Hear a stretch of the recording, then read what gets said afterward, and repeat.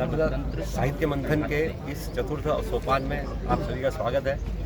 जैसा कि अभी सबसे बड़ी समस्या यह है कि सोशल मीडिया और मोबाइल के ज़माने में लोगों को पढ़ने की आदत छूटती जा रही है। लेकिन अगर आपको किसी भी विषय में गहन और गंभीर अध्ययन करना है तो उसके लिए पुस्तकों में घुसना, पढ़ना और उसको अपने जीवन में उतारना बहुत आवश्यक है। वीडियो के माध्यम से आप जो भी देखते हो, जिसने बनाया उसके विचार आपके मन पे आते हैं, लेकिन आप जब कोई पुस्तक पढ़ते हो तो आप अपना ज्ञान, अपना इमेजिनेशन खुद उपयोग करके उसके तह तक जाते हो। इसलिए अगर किसी भी विषय को पूर्ण रूप से समझना है तो खुद पढ़कर उस पर चिंतन करके, अपना विवेक करके निष्कर्ष पे पहुँचे, यही उसकी सही प्रक्रिया है। इस विश्व संवाद केंद्र के स्टॉल पर जितनी भी पुस्तकें उपलब्ध हैं, मैं आप सबसे निवेदन करूंगा कि अधिक से अधिक पुस्तकों को खरीदें, उसको पढ़ें और अपने खुद ज्ञान में वृद्धि करें और विवेकपूर्ण अपने निष्कर्ष निकालने की क्षमता को विकसित करें। यही मेरी आप सबसे अपेक्षा और अनुरोध है। बहुत बहुत धन्यवाद। और एक प्रश्न था मेरा आपसे, जैसे कि आपकी जो बौद्धिक क्षमता है, आपका जो अध्ययन है, जिसके बारे में हम सब विद्यार्थी सीखते हैं आपसे, मैं आपसे ये जानना चाहूँगा कि आज जब अपनी युवावस्था में तो कोई 2 किताबें ऐसी बताइए जो आपको पढ़कर आज भी आपको याद है।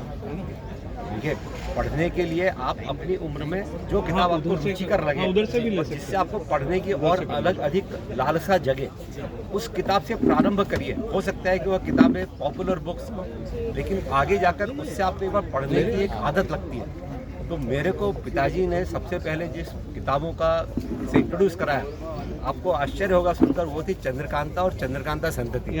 उन किताबों के पढ़ने के कारण इसमें आपको किताबें पढ़ने का जो एक क्रम प्रारंभ हुआ, उसी का फल है कि आज सभी हिंदी और इंग्लिश की जो भी पुस्तकें उपलब्ध हैं उनको पढ़ने की एक इच्छा होती है। तो सबसे महत्वपूर्ण बात यह है कि किताबों को पढ़ने की रुचि ऐसी किताबों से शुरू करें जिससे आपको और आगे पढ़ने की इच्छा जागृत हो।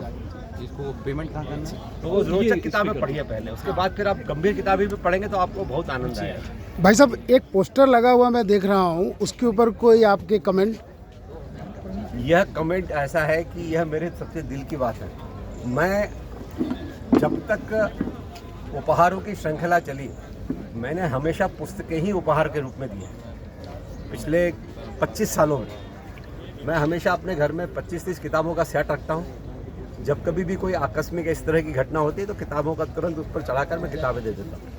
जहाँ अब अभी तो यह भी हो गया कि अगर उसमें लिखा है कि ब्लेसिंग ओनली, तब भी मैं किताबें तो देता हूँ। और सबसे अच्छी बात यह है कि वो व्यक्ति किताब लेने में कभी मना नहीं करता। तो ये, लेकिन पढ़ना बहुत आवश्यक है। किताब लेकर रख लेने में कोई फायदा नहीं होगा, तो पढ़ना बहुत आवश्यक है। जी, आपकी सभी बातें जितने भी विद्यार्थी इस वीडियो को देखेंगे, जितने भी लोग देखेंगे, वो हमेशा से याद रखेंगे। बहुत बहुत धन्यवाद। जी, धन्यवाद।